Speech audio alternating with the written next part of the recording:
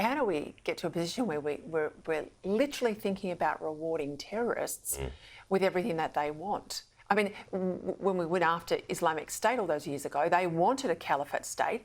We fought against that as Western allies. Imagine if we'd had the same position back then, we would have given Islamic State exactly the land they wanted. Well, and as we've now given Afghanistan to the Taliban, and now women are being stoned again. So I find it really difficult to remain dispassionate on this issue, because I think there are certain issues of foreign policy where one must take a really strong and passionate line, and this is one for me. We must not give in to terrorism. So how do we get here? Because one of the things I look at the UK, and I've been visiting there for 25 plus years, you are the canary in the coal mine. Yeah.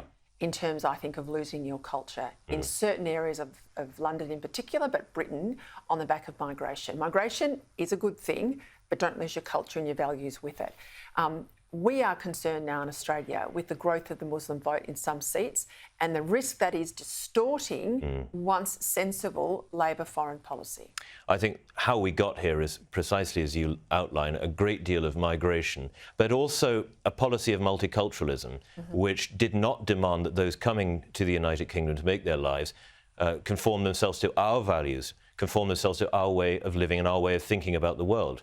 We instead had a free-for-all and said you can come here and you can take advantage of all our amenities, of our labour market, of our freedom of speech and expression, and you can just do what you want. There was no demand from the political system. So no responsibility with the rights? None at all. There was no demand from the political system that people coming to Britain to make their lives actually became British.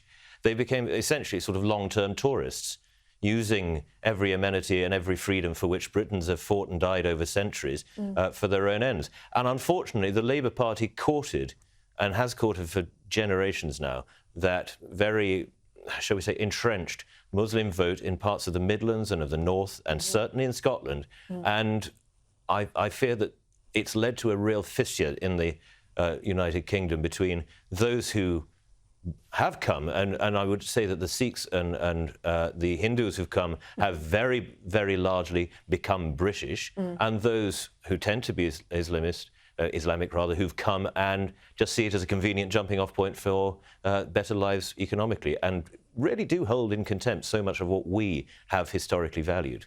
Well, you've got a general election in the offing. I'm keen to get your sense. Are the Tories really headed for the wipeout everyone predicts? And what about Nigel Farage and the Reform Party? How are they in the mix?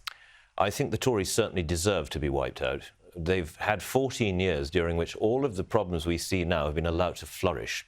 Wokeism, the appalling assault on young people through the trans movement and the mutilation of so many young women, the decline of Britain as a major power through lack of belief in itself.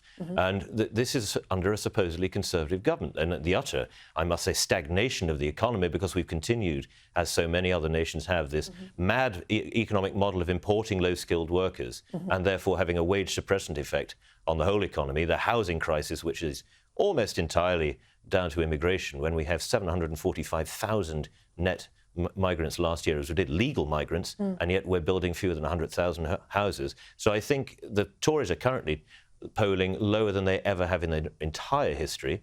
They would have 150 seats. Farage? I think Mr Farage will play a good pressure role on the Conservative Party, as he's done throughout his entire career.